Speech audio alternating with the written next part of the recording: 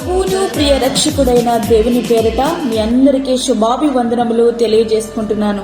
Jesus ను creation ministries ద్వారా ఈ రీతిగా ప్రతిరోజు అనుదిన ఆహారమును మీతో పంచుకోవడానికి దేవుడిస్తున్న కృపను బట్టి దేవునికి ఎనలేని కృతజ్ఞతలు.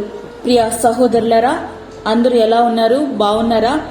మీరందరూ కూడా క్షేమంగా ఉండాలని ప్రతిదినము ప్రార్థిస్తున్నాం.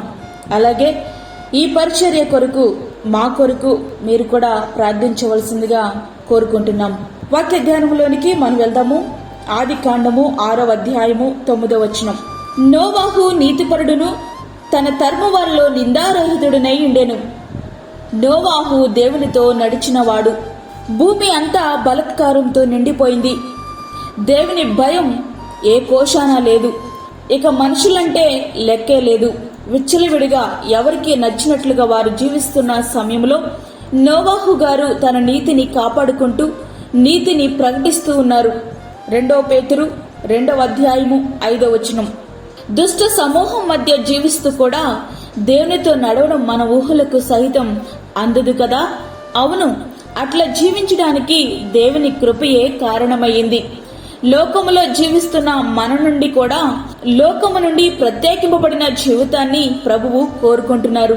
వ్యభిచారులారా, ఈ లోక స్నేహము దేవునితో వైరమని మీరు ఎరుగరా? కాబట్టి ఎవడు ఈ లోకముతో స్నేహము చేయగోరునో వాడు దేవునికి శత్రువగును. యాకోబు 4వ అధ్యాయము 4వ వచనం. ఈ లోకమునైనను లోకములో ఉన్నవాటినైనను ప్రేమింపకుడి. ఎవడైనను లోకమును ప్రేమించినడలా తండ్రి ప్రేమ వానిలో నుండదు. లోకములో ఉన్నదంతయు అనగా శరీరాశయు, నేత్రాశయు, జీవపు డంబమును ఇవి తండ్రి వలన పుట్టినవి కావు, అవి లోక సంబంధమైనవే. లోకమును దాని ఆశలు గతించిపోచున్నవి, కానీ దేవుని చిత్తమును జరిగించువాడు నిరంతరము నిలుచును. 1 యోహాను 2వ అధ్యాయము 15 నుండి 17 వచనములు. పాపపు లోకములో జీవిస్తున్న మనము నీటి కొనలలో ఉన్న తామరాకు వలె ప్రత్యేకింపబడిన జీవితాన్ని జీవిస్తూ దేవునితో నడవగలగాలి. చితి సారికపు మ్రానుతో నీ కొరకు ఓడను చేసుకొనుము. అరలు పెట్టి ఆ ఓడను చేసి లోపటను వెలుపటను దానికి కీలు పూయవలను. ఆది కాండము 6వ అధ్యాయము 14వ వచనం. దేవుడు తాను చేయబోవు కార్యాన్ని నోవాహు గారికి తెలియచేశారు. అది నోవాహు గారు పొందుకున్న అత్యున్నతమైనటువంటి దేవుని కృపయే.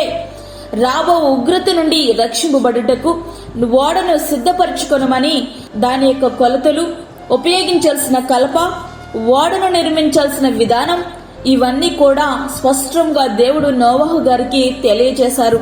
ఆది కాండము 6వ అధ్యాయము 14 నుండి 16 వచనములు. అప్పుడు నోవాహు తప్పించుకోవడానికి అనేకమైన ప్రశ్నలు దేవుని అడిగి ఉండవచ్చు. ఓడ ఎట్లా ఉంటుందో నాకు అస్సలు తెలియదని, దానిని నిర్మించడం నా చేత కాదని, అంత పెద్దను ఓడను నిర్మించే ఆర్థికమైన స్తోమత నాకు లేదని, ఇట్లా ఎన్నో సాకులు చెప్పి నోవాహు గారు తప్పించుకోవచ్చు.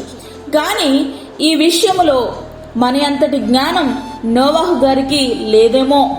దేవుడు చేయమన్నది చేయము గాని సాకులు చెప్పి తప్పించుకోవడానికి మాత్రం మనకు మనమే సాటి. కానీ నోవాహు దేవునిని ప్రశ్నించలేదు. ప్రియ సహోదరుడా, విధేయత ఎప్పుడు ప్రశ్నించదు. సుమారు 120 సంవత్సరాలు తన కుటుంబమే ఆ ఓడను నిర్మించారు. ఏ ఒక్కరూ అతనికి సహకరించలేదు సరికదా. సూటిపోటి మాటలతో అతన్ని కృంగదీసే ప్రయత్నం చేశారు. అతన్ని పిచ్చోడిని చేశారు. అయినప్పటికీ తన విశ్వాసం సడలిపోలేదు. దేవుడు చెప్పిన పనిని చెప్పినట్లు పూర్తి చేశారు. అందుకే జలప్రళయం తర్వాత నూతన యుగానికి ఆయనే ప్రారంభికుడయ్యాడు. విశ్వాసమును బట్టి నోవాహు అది వరకు చూడని సంగతులను గూర్చి దేవుని చేత హెచ్చరింపబడి భయభక్తులు గలవాడై తనింటి వారి రక్షణ కొరకు ఒక ఓడను సిద్ధము చేశాను. అందువలన అతడు లోకం మీద నేరస్థాపన చేసి విశ్వాసమును బట్టి కలుగు నీతికి వారసుడాయను. హెబ్రీ 11వ అధ్యాయము 7వ వచనం. ప్రియ సహోదరుడా, వాక్యముంటినటువంటి ప్రియ దేవుని బిడ్డ, నోవాహు గారు అది వరకు చూడని సంగతులను దేవుని చేత హెచ్చరింపబడుతున్నారు. అంతవరకు వర్షపు చినుకు భూమి మీద పడలేదు. దేవుడేమో జలప్రళయమే భూమి మీదకి రాబోతుందని తెలియచేస్తున్నారు. దీనికి ఆయన ఎట్లా అర్థం చేసుకోగలరు? ఆయన అర్థం చేసుకునే ప్రయత్నము చేయలేదు గాని దేవుడు ఏదైతే చెప్పారో అదే చేస్తారని, దేవుడు చెప్పినట్లే సమస్తం జరుగుతుందని నోవాహు గారు విశ్వసించారు. దేవుని మాటకు ఆయన బదులు చెప్పలేదు. ఆయన చెప్పింది చెప్పినట్లుగా చేశారు. దేవుని అత్యున్నతమైన కృప, దేవుని యందు ఆయనకు గల భయభక్తులు, ఆయన నీతి, విశ్వాసము ఇవన్నీ కలిసి తన కుటుంబాన్ని రక్షించడానికి కారణమయ్యాయి. అంతేకాకుండా లోకానికి నేను నీతిని ప్రకటింపగా ఒక్కరు కూడా లోబడిన వారు కాదంటూ లోకం మీద ఆయన నేరస్థాపన చేయగలుగుతున్నారు.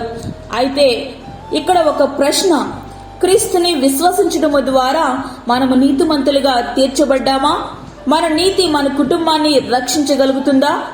దేవుని అత్యున్నతమైన కృప మనల్ని వెంటాడుతూనే ఉంది. అయితే ఆయన యందు మన భయభక్తులు, విశ్వాసము ఏ రీతిగా ఉంది? లోతు యొక్క నీతి అతనినే రక్షించగలిగింది. కానీ నోవాహు నీతి అతనితో పాటు అతని కుటుంబాన్ని కూడా రక్షించగలిగింది. రక్షింపబడిన మనము మన కుటుంబాల రక్షణ కొరకు భారము కలిగి ప్రార్థించాలి. అగ్నిలో నుండి బయటకు లాగినట్లు వారిని నిత్య జీవానికి నడిపించగలగాలి. నోవాహు యెహోవాకు బలిపీఠము కట్టి పవిత్ర పశువులన్నిటిలోనూ, పవిత్ర పక్షులన్నిటిలోనూ కొన్నింటిని తీసుకుని ఆ బలిపీఠం మీద దహన బలి అర్పించెను. ఆదికాండము 8వ అధ్యాయము 20వ వచనం. పరిశుద్ధ గ్రంథమందు 20 మంది బలిపీఠములు నిర్మించారు. వారిలో మొట్టమొదటి వారు నోవాహు గారు. దేవుడు ఎవరైతే తనను వెల్లడి చేసుకుంటాడో అటువంటి వారి హృదయాల నుండి నిజమైన ఆరాధన పెళ్ళుబుకుతుంది. దేవుడు ఏమై ఉన్నాడో అర్థమైతేనే ఆయనను మనము ఆరాధించగలం. నోవాహు గారికి ఆయన ఏమై ఉన్నారో అనుభవపూర్వకంగా అర్థమైంది. అందుకే ఆయన బలిపీఠము కట్టి దేవుని ఆరాధిస్తున్నారు. ప్రియ స్నేహితుడా, ఆయన త్యాగం అర్థమైతే ఆరాధనకు బలిపీఠము కట్టగలం. ప్రార్థన బలిపీఠము ద్వారా ఆయనతో సంభాషించగలము. సహవాస బలిపీఠము ద్వారా ఆయనతో కలిసి మనము నడవగలం. సమర్పణ బలిపీఠము ద్వారా శరీరేచ్ఛలను చంపుకొని ఆయన కొరకు అర్పణగా మారగలము. ప్రియ స్నేహితుడా, ఆ రీతిగా నోవాహు వలె దేవునికి విధేయత చూపిస్తూ మన ఆత్మీయ జీవితాన్ని కాపాడుకుందామా? ఆ రీతిగా దేవుడు మన జీవితాలని సిద్ధపరచునుగాక. ఆమేన్. వాక్యమైన ప్రియ దేవుని బిడ్డలారా, ప్రార్థనలో ఏకీభవించండి. పరిశుద్ధుడైన తండ్రి, ప్రేమగల యేసు ప్రభువా, అమూల్యమైన మరొక దినము మా జీవితంలో మీరు అనుగ్రహించారు. నీకు వందనాలు. శ్రేష్టమైనటువంటి మాటలు మాకు వినిపింపచేశారయ్యా, నీకు స్తోత్రాలు చెల్లించుకొంచున్నాను. ఈ దినమంతటి కొరకు మమ్మల్ని సిద్ధపరచండి. ప్రతి విధమైన శోధన, కీడు, ప్రమాదమును, శోధనలు, తెగుల నుండి మమ్మల్ని కాపాడండి. అదే విధంగా బలహీనులను బలపరచండి ప్రభువా. గర్భిణీ స్త్రీలను, చంటి బిడ్డలను, వృద్ధులను మీరు జ్ఞాపకం చేసుకునండి తండ్రి. అదే విధంగా దూరదేశంలో ఉండి ఈ యొక్క వాక్యమును విని ప్రభు ప్రార్థనలో ఏకీభవిస్తున్న నీ బిడ్డలందరికీ మీరు తోడుగొండండి. వారికి కావాల్సిన నీ భద్రత సమృద్ధిగా మీరు అనుగ్రహించండి ప్రభు. అదే విధంగా తండ్రి, అనేకమైనటువంటి మానసిక ఒత్తిళ్లతో ఉన్నటువంటి వారిని మీరు బలపరచండి ప్రభు. నీవున్నావన్నటువంటి ధైర్యము వారికి ప్రసాదించండి. నోవాహు గారికి ఇచ్చినటువంటి నీ కృప మా అందరికీ మీరు అనుగ్రహించి మమ్మల్ని మీరు బలపరచమని, మాకు కాదు యెహోవా, మాకు కాదు, సమస్త మహిమ ప్రభావాన్ని మీకే ఆరోపించుకుంటూ యేసు పరిశుద్ధ నామమున అడిగి వేడుకుంటున్నాము తండ్రి. ఆమేన్. ఈ యొక్క వర్తమానములు మీ బంధువులకు, మీ స్నేహితులకు షేర్ చేయండి. దేవుని పనిలో మీరు కూడా పాలిభాగస్తులు కండి. అదే విధంగా మీ ప్రార్థన అవసరతలు మాకు తెలియచేయండి. మా ఫోన్ నంబర్ 9177377559 9177377559. దేవుడు మిమ్మును మీ కుటుంబమును దీవించునుగాక. ఆమేన్. దేవుని సేవలో మీ సహోదరి అన్నామణి సాల్మన్. మా ఛానల్ని సబ్స్క్రైబ్ చేయండి, షేర్ చేయండి, లైక్ చేయండి. దేవుడు మిమ్మల్ని దీవించునుగాక. ఆమేన్.